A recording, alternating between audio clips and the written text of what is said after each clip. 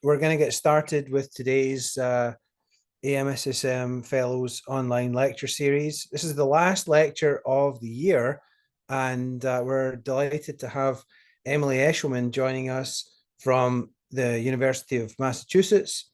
Emily is an assistant professor in the Department of Family Medicine and Community Health at UMass Chan School of Medicine. She's a fellowship faculty at the UMass Primary Care Sports Medicine and Exercise Fellowship Program, as well as being a residency faculty member for UMass Worcester Family Medicine Residency. She's a team physician at Nichols College, team physician at Assumption University, as well as Shepherd Hill High School. And she's going to be talking to us tonight about the CAQ preparation that you're all wanting to hear about, since you're all sitting your exam in the next couple of weeks. So Emily, the floor is yours. Please take it away. Great. Thank you so much, Hamish. And thank you so much for the opportunity to speak with all of you this evening. I know this is crunch time for CAQ prep, so I really appreciate you taking the time to log on this evening. And for everyone that will be listening to the recording later on, best of luck with your exam coming up in a few weeks. So I wanted to start with the questions that I gathered for this particular talk this evening are from the 6th edition. I took my CAQ last year, and I'm very envious that you all have access to an online question bank. I think that's an excellent way to kind of be studying, but I'm sure you've maybe also been reviewing these study guides. So I did go through some of the other similar types of lectures that have occurred in the last couple of months, and I tried to pick out questions that have not been covered in different topic areas that I think are in high yield, so to speak, for the test coming up in a few weeks. So to get started, the first few questions here are really anatomy questions, and then we'll spend some time going through the rationale. But the first one is a 16-year-old male with trisomy 21 presents to your clinic with neck pain and transient bilateral arm tingling. You obtain radiographs and MRI, which demonstrate evidence of atlantoaxial instability. Which structure is most likely to be deficient in this patient? A, transverse atlantal ligament, B, the alar ligament, C, anterior and longitudinal ligament, or D, C1 to C2 facet joint capsules. Okay, excellent. So the majority answered with A, which is the correct answer. So the answer is the transverse atlantal ligament. I'm going to go to the next slide, which has a little bit more information about where this is located, just to review our anatomy. So this ligament really goes around the dens process and is connecting both sides of the atlas. Remember that the primary motion at this is rotation. So if we go back one and just look at the other answers, then we can kind of go through each one, especially if you're not sure on the exam and kind of how to go through them. So the transverse atlantal ligament is the primary stabilizer of the upper cervical spine. It's posterior to the dens, and it supports that articulation and with the anterior arch of the C1 vertebrae. If this is disrupted, that's when we'll see the atlantal axial instability. I think most of us will associate the higher risk of atlantal axial instability in those with trisomy 21, but this question is that next level of exactly what is causing the instability if it's disrupted. Answer B with the alar ligament is incorrect because this is not attaching in that area. It's attaching C1 and C2 to the occiput. C is incorrect because the anterior and longitudinal ligament stabilizes the lower cervical vertebrae. And then D, the facet joints are not involved in atlantal axial instability. So again, just looking at some of that anatomy, I find that this next view is a little bit more helpful in terms of figuring out where the other ligaments are. So this picture here on the left, let me see if I can get laser pointer. On the left, you can see the alar ligament is running and connecting here to the occiput. And in the yellow is the transverse ligament. All right, moving on. Question number 2. Which of the following is true regarding the lateral femoral cutaneous nerve? A, nerve supplies innervation to tensor fasciae lata and sartorius muscles, as well as the skin of the lateral aspect of the thigh. B, nerve arises only from L1.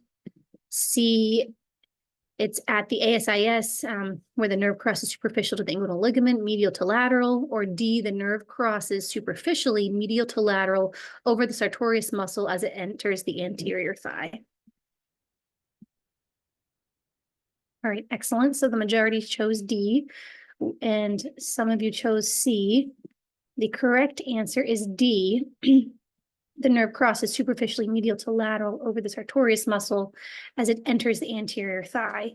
So the course of the lateral femoral cutaneous nerve, I think, is good fodder for questions, potentially just because of its unique anatomy, and it's different. Even though it's crossing over the sartorius, it's not actually innervating that muscle, which is really interesting.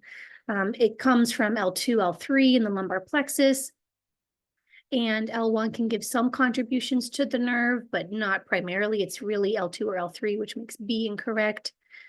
Distally, it enters the anterior of the thigh by passing under, through, or above the inguinal ligaments. There's a lot of variability that's normal, and that's where it can also get trapped or injured during surgery.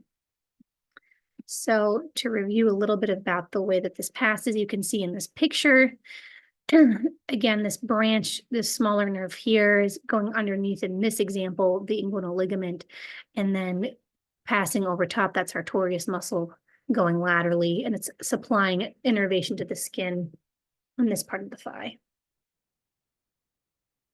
All right. Question number 3. Which nerve has pain and sensory distribution of the lateral leg and the dorsal foot and motor function of the ankle dorsiflexion? A, L3, B, L4, C, L5, or D, S1? Okay, great job, everybody. The majority got this correct. The answer is C, L5. So this is really just memorization and going back to both of our myotomes and our dermatomes.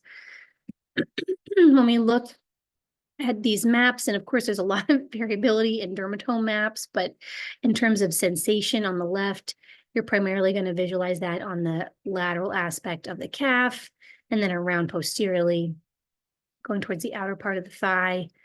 And then you'll also see it innervating parts of the big toe and parts of the bottom of the foot.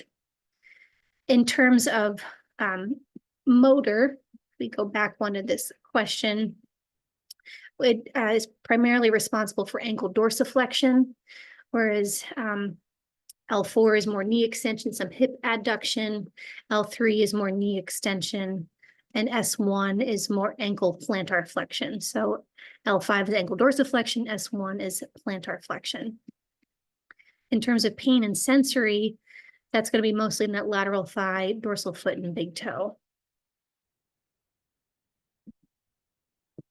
I find that these kind of maps are helpful, and maybe you can take a screenshot to look at this later, but when we're looking at the different motor functions, especially when we're doing strength testing in the clinic, I like to kind of refer to these with movement so I can remember, okay, that really dorsiflexion, we're going up with L4 and L5. All right, I'm going to move on to the next series of questions. I chose some that are more ophthalmology based. Question 4, we have a 13-year-old male comes to your office for a pre-participation physical exam to participate in mixed martial arts during the upcoming season. What factor would exclude him from play? A, 20/50 vision in the right eye, even while wearing corrective eyewear. B, history of concussion during previous season. C, one testicle found on physical exam. Or D, incidental finding of only having one kidney.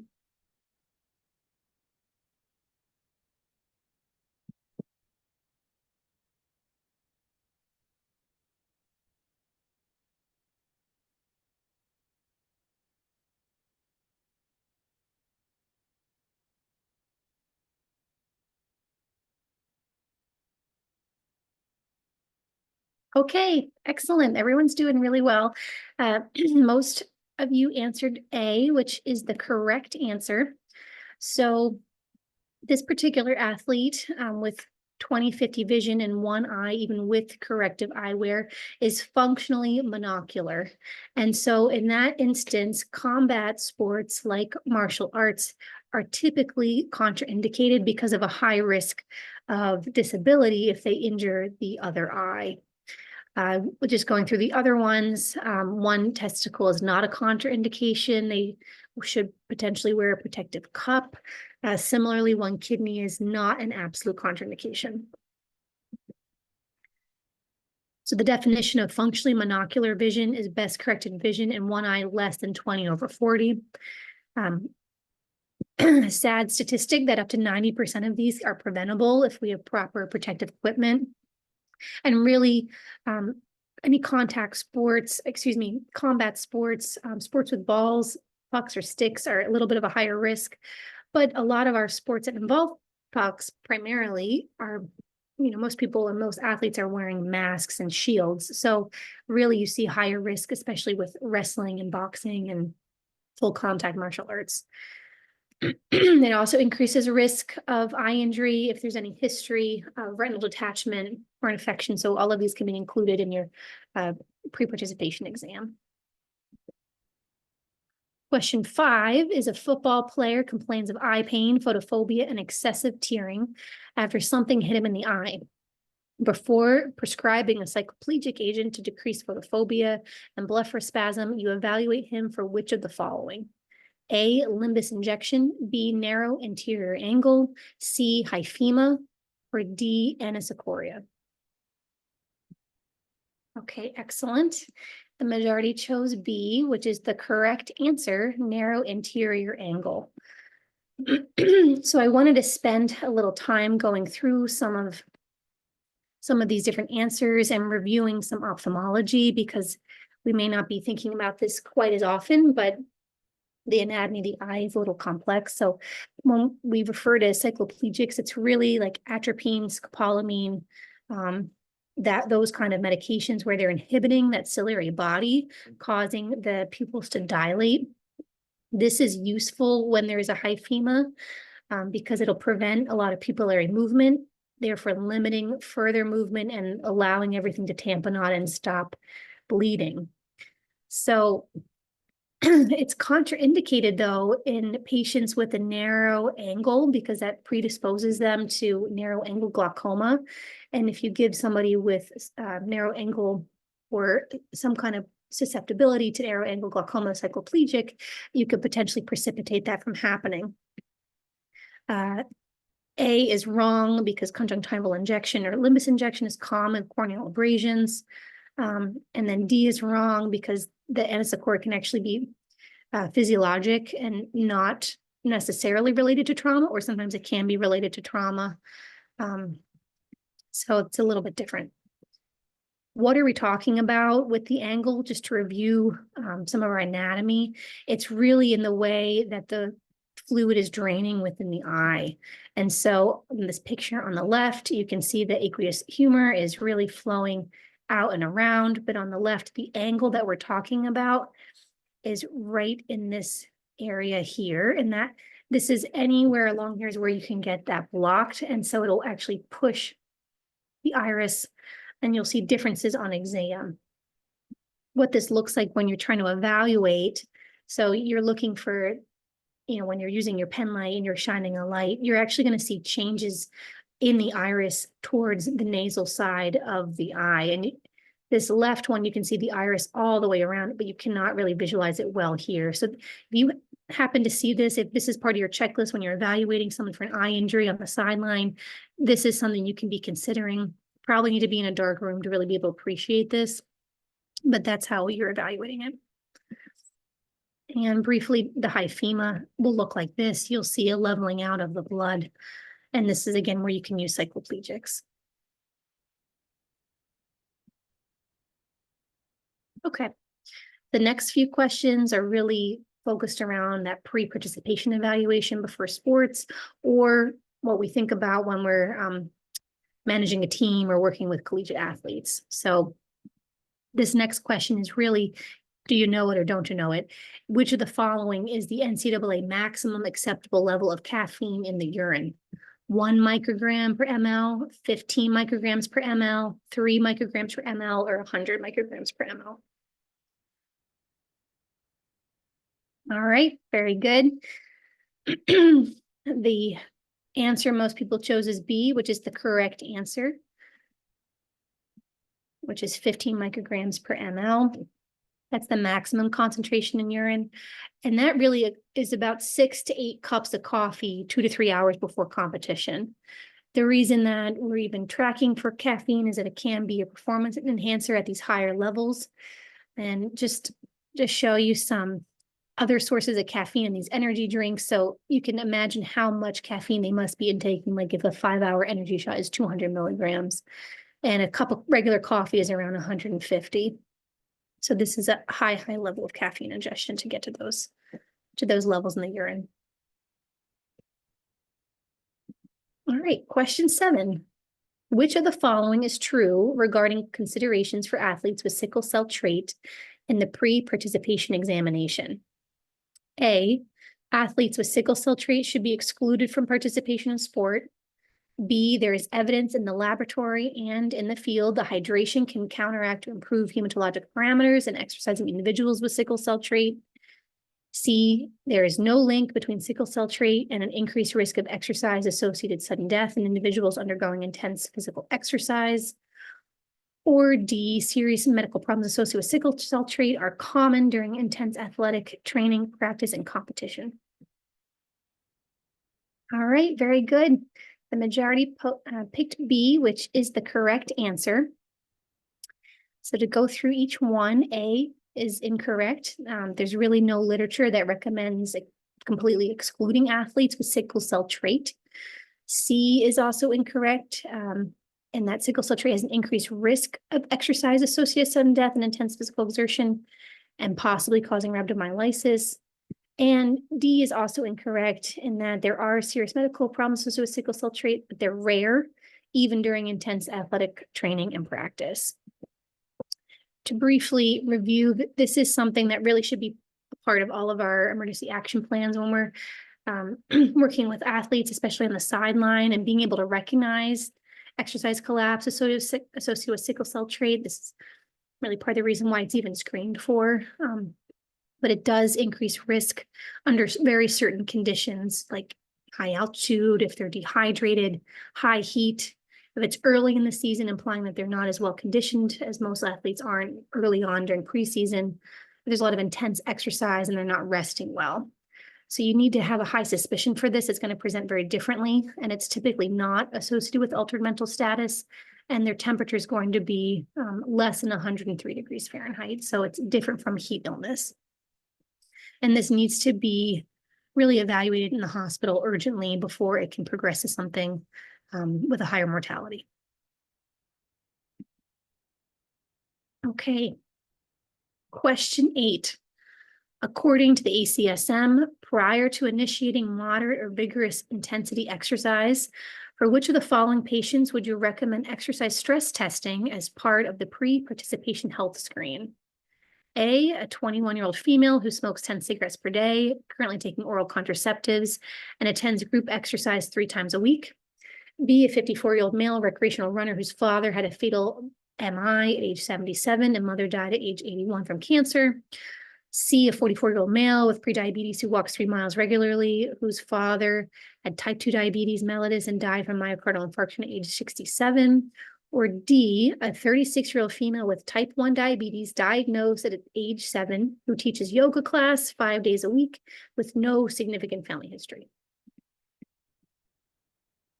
All right, very good. The majority chose D, which is the correct answer. A 36-year-old female with type 1 diabetes should be screened. So I thought this was an interesting question because in the rest of that stem, she's otherwise a very healthy individual. And the rest of the answer choices do have some risk factors for coronary artery disease potentially in the future, but the rest all lack consensus. But type 1 diabetes especially when patients have more than 15 years, they're at a higher risk of cardiovascular disease. So the ACSM does recommend exercise stress testing prior to starting physical activity, at least at a vigorous intensity level.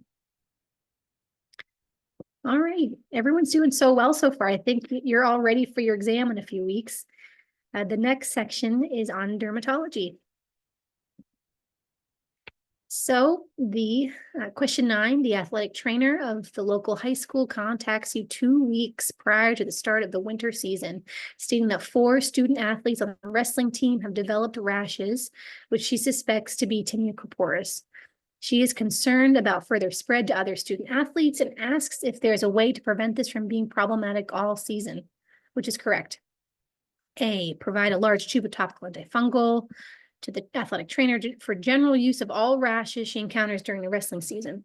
B, ask the athletic trainer to review the cleaning logs of the wrestling mats, ensure they are cleaned twice daily. C, respond, you will fit the 4 student athletes into your busy schedule to evaluate and treat, but it is not possible to treat asymptomatic individuals. D, prophylactically treat the team with an oral antifungal 3 days prior to the season and again halfway through the season once you confirm the diagnosis. Or E, recommend that affected student athletes treat with topical over-the-counter antifungals and counsel the rest of the team to wear long sleeves and pants for the remainder of the season. Okay, the majority chose D with a tie for second for B and C. The correct answer is D, to prophylactically treat the team with an oral antifungal 3 days prior to the season and again halfway through the season once you confirm the diagnosis. So for prophylaxis, you're going to use 100 milligrams daily of fluconazole PO for 3 days prior to the start of the season, and then you again treat them halfway through. This really reduces the incidence of new cases of tinea corporis in the high school wrestlers, and having such a short course of fluconazole is not associated generally with adverse events. So A is wrong because you can't assume all rashes are tinea. B is wrong because hygiene is important when you're cleaning the mats, but it's not sufficient, especially if several athletes already have it, then the rest of the team is at high risk of also developing this. C is wrong because you need to treat the entire team to reduce transmission. And then E is also incorrect because it's unrealistic for a wrestling team to practice in long sleeves and pants. Here's an example of what tinea looks like on athletes and patients with different skin tones. And it's really also referred to as ringworm. So even though it has this classic appearance in most people, we really should be doing a KOH prep to confirm the diagnosis. If it's a small area and you've diagnosed it, somebody you can definitely treat with topicals. But when there is more extensive disease, you want to be considering PO management. And then for prophylaxis, we already talked about. So in terms of the NCAA's return of sport protocol, they need to be on some kind of treatment, oral or topical, for 72 hours. Longer if it's on the head, tinea capitis, and adequately cover their lesions on the skin. Okay, question 10. While conducting skin checks for a wrestling tournament, you notice a 14-year-old female wrestler with a rash on her face. It is located between her upper lip and nose and is about 1.5 centimeters by 2 centimeters. It's erythematous with a few small papules, but is predominantly covered in a golden crust. She reports no fevers or chills and says it has been there for 2 days. To the following is most appropriate treatment for this patient. A, valcyclovir 2,000 milligrams PO every 12 hours for a day. B, valcyclovir 1,000 milligrams PO every 12 hours for a week. C, cephalexin 500 milligrams every 6 hours for 1 week. D, mupirocin 2% ointment 3 times a day for 5 to 7 days. Or E, Neosporin ointment twice a day for 5 days. Okay, excellent. The majority chose D, which is the correct answer, mupirocin. And so this patient has impetigo. This is what it can look like from the description. It has that golden crust to it. I think one of the reasons why I chose a few of these dermatological questions, especially with wrestling, is that there's multiple etiologies you need to be considering. And when they're presenting you with different treatment options, they are relevant for different underlying causes. But I think if you're able to parse them in your mind in terms of presentation and treatment, you'll be able to organize it a little bit more effectively. So certainly we'll go through the other ones. Neosporin is not effective in treating impetigo. C is also wrong because typically oral systemic antibiotics are not necessary when it's so localized. And A and B are both used to treat a herpetic infection. To briefly review other findings. These are some pictures that you may see or that you might see in real life. So the upper left-hand picture here is an MRSA infection and kind of classic, some erythema and purulent drainage. Below is a molluscum contagiosum infection. And then this top one is more of a herpes infection. Just to go through the different doses, because I think that could also be something that would potentially come up, and trying to remember primary versus a recurrent infection, and then prophylaxis, what those doses look like. For herpes gladatorum, for treatment, if this is a primary infection, they really should be on valacyclovir 1 gram twice a day for 10 to 14 days. And so for them to return to play, like per the NCAA, they have to have no new blisters for 72 hours. They've had to have been treated for 10 to 14 days. There's no systemic symptoms, and that they're really firmly crusted and there's no new lesions. For this, you cannot cover an active infection in order to play. Whether, versus if it's a secondary recurrent infection that comes back and we didn't get on top of it with prophylaxis beforehand, then you can treat a recurrent infection with valacyclovir 1 gram twice a day for 5 to 7 days, and they can return with no new lesions for 48 hours and treatment for at least 120 hours. But really, it's nice practice to treat them prophylactically, either with 500 milligrams PO daily or 1 gram daily if the infection's less than 2 years ago. Okay, the next few questions have some images to review.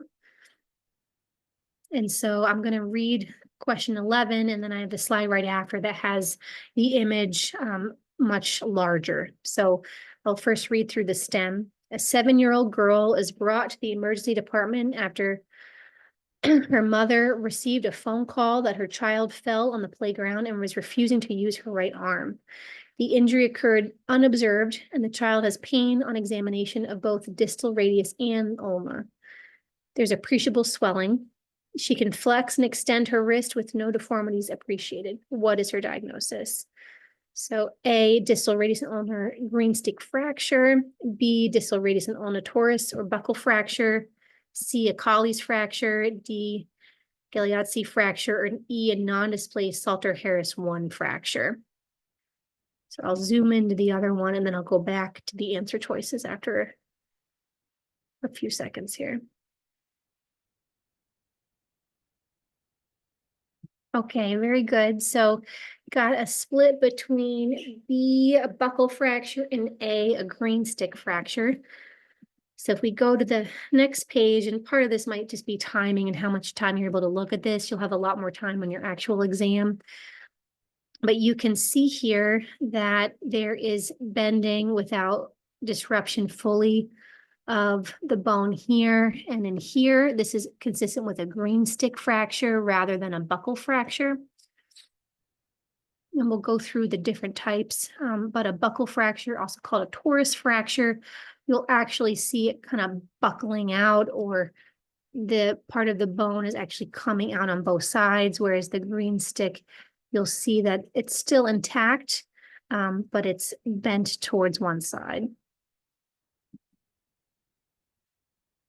So the green stick, also there's more tension on the cortex of the bone on one side and buckling on the opposite, whereas a torus fracture is really that distal metaphysis where the bone is more porous is where this occurs, and you get buckling forming. You'll see kind of a compression line there. C, a Colles fracture. This is a distal radius fracture with distal displacement. I have a picture on my next slide. The Galeazzi fracture is a distal third of the radius with dislocation of the distal radius ulnar joint or with ulnar physial separation, excuse me. Or E, a Salter-Harris 1 disrupts the physis alone without buckling or vertical changes. So it's really just some pain over that growth plate. You're not really going to see changes in terms of the X-ray for a Salter-Harris 1 fracture. This is going through some common forearm fractures that will come up and potentially be tested on. So I like the picture on the right going through each of them. So a Colles, you got dorsal displacement, whereas a Smith is more ventral. We can talk about Barton, but those can also be included, and they're really intra-articular as it goes all the way into that joint. The two that are often compared are Galeazzi and Monteggia. So the Galeazzi is a distal radial shaft fracture with concurrent distal radial ulnar dislocation, whereas the Monteggia is an ulnar shaft fracture with dislocation of the radial head. So I found this like mnemonic online in case this is a way that you are able to remember things. I guess this comes up a lot, it's the Mugger mnemonic, but you can kind of think about it with the Monteggia is more of an ulnar fracture with dislocation of the radial head. So it's more proximal bones are affected proximally, and then the Galeazzi is more of a radius fracture, and they get dislocation of the DRUJ. In school, I feel like we learned it is at the Monteggia, they're blocking, so they're kind of putting their head up this way, and it's striking that ulna. All right, moving on to question 12. This is an ultrasound picture, same setup, where the next slide I'll really zoom in so you can get a good look at the image itself. But here's the stem. You are performing an ultrasound evaluation of the elbow in a weightlifter who complains of pain in the elbow during wrist curls. A two-headed muscle overlies the ulnar nerve in the transverse ultrasound image below. The ulnar nerve courses under the aponeurosis formed between the two heads of the depicted muscle and can be injured during injections, needling, percutaneous needle, tenotomy procedures. What muscle is this? Is it A, the extensor carpi radialis, B, flexor carpi radialis, C, extensor carpi ulnaris, or D, flexor carpi ulnaris, excuse me. And I will go to the next slide so you can visualize that better. Okay, excellent. The majority chose D, flexor carpi ulnaris, which is the correct answer. So the flexor carpi ulnaris actually has two separate heads. There's one that attaches on the medial epicondyle, the humeral head of the muscle, and then the other is the ulnar head, which is this kind of wide aponeurosis from the medial border of the olecranon and the upper posterior border on the ulna.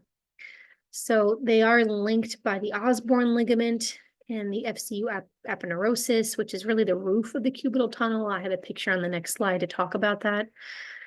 The ulnar nerve is near the flexor tendon origin at the medial epicondyle. So this is why this is always identified prior to doing any kind of injection of the flexor tendon origin with either 10X or percutaneous needle tenotomy or prolotherapy or PRP. You always want to visualize the ulnar nerve to make sure you're not introducing any kind of injecting into that nerve itself.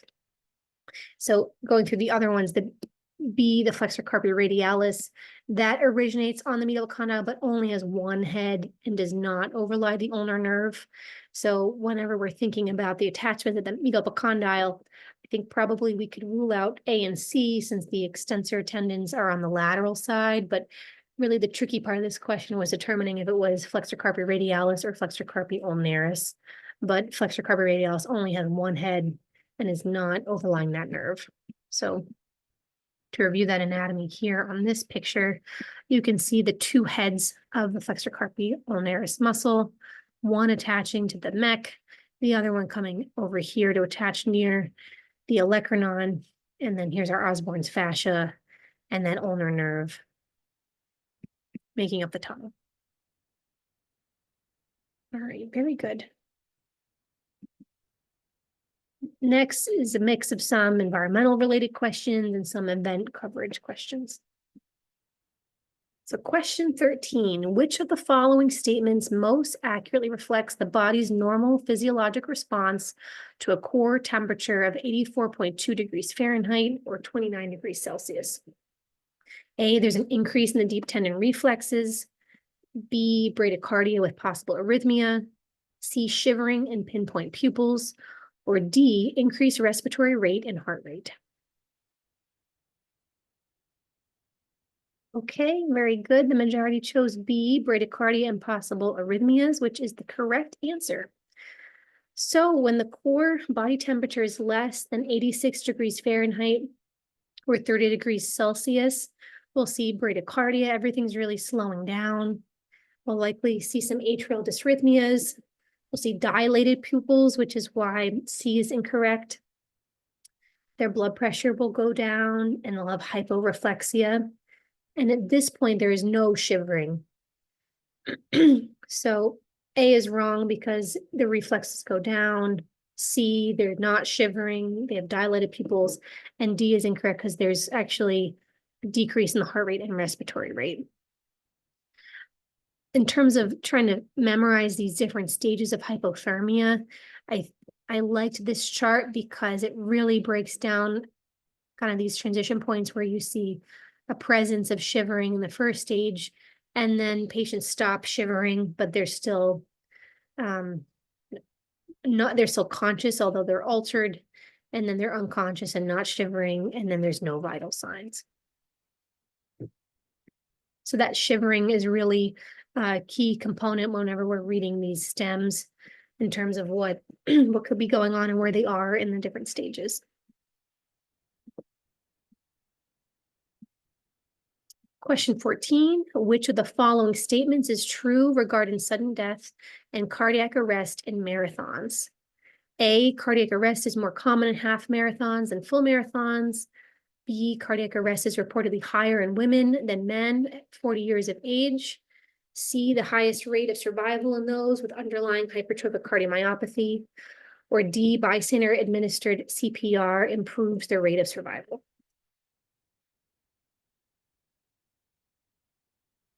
Okay, very good. So the vast majority said D, bystander administered CPR improves the rate of survival, which is the correct answer. Great job. So going through the other ones, there's actually a low incident of cardiac arrest, but more likely in full marathons rather than half marathons. There's also a higher risk of sudden cardiac death in male athletes compared to female athletes. And then the survival rate in those with HOCM is much lower, unfortunately, than not. So even if we didn't know this particular fact about bystander administered CPR, I think we could rule out the other options. Question 5. You are working as the medical director of a local soccer tournament. It is the final day of the tournament, but inclement weather has delayed the championship game. You've been working with the referee's tournament director about when to safely resume the game. You are utilizing a weather tracking app on your smartphone and know that the last lightning strike was 30 minutes ago and the last sound of thunder was 15 minutes ago. There are blue skies overhead and it seems a storm has passed. When is the most appropriate time to resume the game? A, the game may be resumed now. B, wait at least another 15 minutes. C, wait at least another 30 minutes, or D, wait at least another 45 minutes. Okay, very good. The majority chose B, wait at least another 15 minutes, with some choosing C. The correct answer is B, wait at least another 15 minutes. So the takeaway is that whenever there's lightning, you have to wait 30 minutes after both the last sound of thunder and the last flash of lightning before resuming. So the kind of way to remember this is half hour since thunder roars. Now it's safe to go outdoors. The clock restarts, importantly, after each lightning flash and each thunderclap. because there is a relationship between hearing the thunder that tells you that lightning is within 8 to 10 miles and can strike the location. And I thought this was kind of interesting. 10% of lightning strikes actually occur when there's no rainfall and you can see blue skies. So you really need to be listening for thunder and looking for lightning, because that will reset the clock each time before you can clear people back to play safely. All right, and the last part of tonight, the last 3 questions are kind of in this hodgepodge category of different ones I wanted to go over. This next one, question 16, is a right-hand dominant male baseball pitcher. They've developed swelling and heaviness in his throwing arm that began during spring training. He has occasional experience with this in the past, but it had always gone away spontaneously. However, now he's having pain that he did not have before, and he's still experiencing swelling and notices a slight discoloration in his arm. You notice an Urschel sign with your exam. Which of the following is true? A negative Doppler ultrasound of the upper extremity is reassuring. B, an MRI of the upper extremity is the preferred imaging modality for this condition. C, non-operative intervention with anticoagulation for 6 months is the preferred first-line treatment. Or D, the best results for this condition include thrombolysis, surgery, and venoplasty. Okay, very good. So majority answered D, with the next most popular answer being C. So the correct answer is D. The best results for this condition include thrombolysis, surgery, and venoplasty. So this really is a, at least a 3rd order question in terms of what you're working through. You firstly need to be able to recognize that the description that they have here is Paget-Schroeder disease, which is a venous thromboembolism. Typically occurs when there's chronic overuse of the upper extremity. So we can see this a lot with athletes. It's kind of like a venous thoracic outlet syndrome in a way that then results in DVT. So there is mechanical damage to the subclavian vein near that first rib. And then it kind of progresses from there. But the Urschel sign was a clue in this question stem, and that's the predominance of the superficial vein in that upper chest and arm area. And this really needs to be recognized quickly in order to be limb saving and have a good outcome. 1 by 1, A is incorrect because the Doppler ultrasound actually has a pretty high false negative rate, up to 30%, because there's some superimposed collateral veins that you can sometimes think is a subclavian vein. So you can't rule out a venous thromboembolism in that stage. B is incorrect as well, because the gold standard is really catheter-directed contrast venography to really visualize what's going on with those veins and not an MRI. C is also incorrect because anticoagulation with or without thrombolysis it really tends to have the worst outcomes. It really needs to be addressed more directly. Rather than just putting them on anticoagulation as we would for other types of VTEs. So to go through the anatomy, this is that subclavian vein passing underneath the first rib. And what happens is there's all this strain and a lot of compression chronically of that vein, and that ends up leading to thrombosis. But we will see this kind of collateral circulation, and that's that Urschel sign, which you can see here. So you'll see a lot of prominent veins in this area. You can see prominent veins in a lot of people, and they definitely don't have Paget-Schroeder disease, but this clues you in with the bigger picture of this kind of presentation with swelling and heaviness in that arm.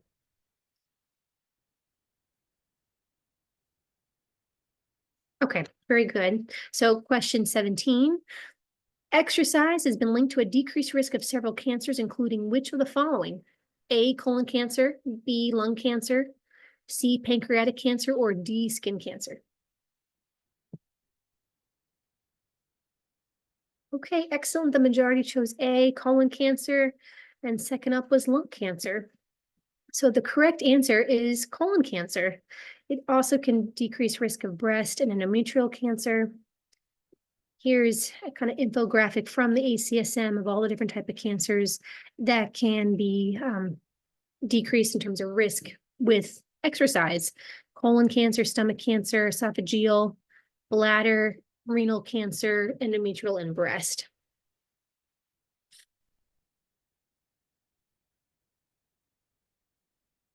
Okay, question 18, long stem. Okay.